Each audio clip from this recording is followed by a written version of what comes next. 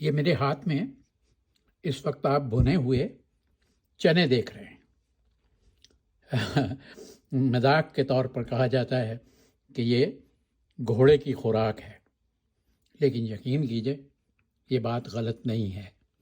گھوڑے کی خوراک تو ہے ہی، گھوڑوں کو بھی چنا کھلایا جاتا ہے، لیکن اس کی طاقت، اس کے خواص، ان سے عمومی طور پر ہم ناواقف ہیں۔ اس میں 2-3 قسم کے چنے ہوتے ہیں، ایک جن کو نمک لگایا جاتا ہے، ایک جو چھلکے سمیت ہوتے ہیں، ایک جو چھلکے کے بغیر کھائے جاتے ہیں۔ حکماء کا یہ کہنا ہے، یا طب کے لوگوں کا یہ کہنا ہے کہ یہ چنے اگر آپ چھلکوں سمیت کھائیں تو وہ آپ کی صحت کے لیے بہت بہتر ہے۔ یہ کن کن ممالک میں پیدا ہوتے ہیں زیادہ تر، اور اس کے خواص کیا ہیں، آئیے میں آپ کو بتاتا ہوں۔ کالے چنے protein, fibre, iron, calcium, magnesium اور وٹامن بی کمپلیکس سے بھرپور ہوتے ہیں۔ توانائی اور دماغی صحت کے لیے پروٹین اور آئرن جسم میں توانائی پیدا کرتے ہیں اور خون کی کمی سے بچاتے ہیں۔ پٹھوں اور ہڈیوں کے لیے مفید ہیں۔ کیلشیم اور میگنیشیم ہڈیوں کو مضبوط بناتے ہیں، ہاضمہ بہتر بناتے ہیں۔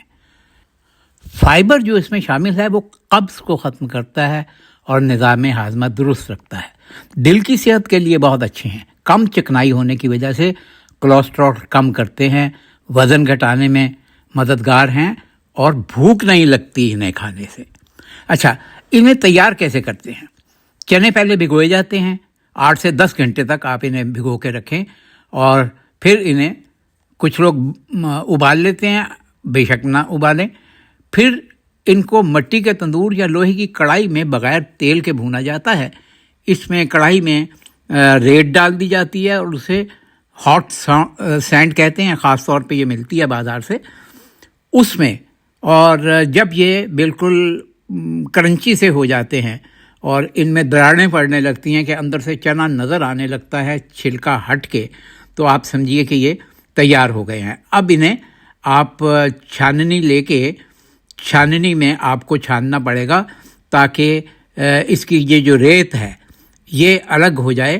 اچھا ہے اگر آپ ٹیشو کے ساتھ بھی بعد میں ان کو رگڑ کے صاف کر لیں تاکہ ریت کا بالکل کوئی نام و نشان نہ رہے۔ تو اس طرح سے جب یہ ٹھنڈے ہو جائیں گے اور آپ چھاننی سے ان کو چھان چکے ہوں گے، تو پھر ٹھنڈے ہونے کے بعد آپ انہیں تھوڑی دیر کے لیے رکھ دیجئے۔ اب یہ دیکھیے چھاننی سے چھانے جا رہے ہیں یہ۔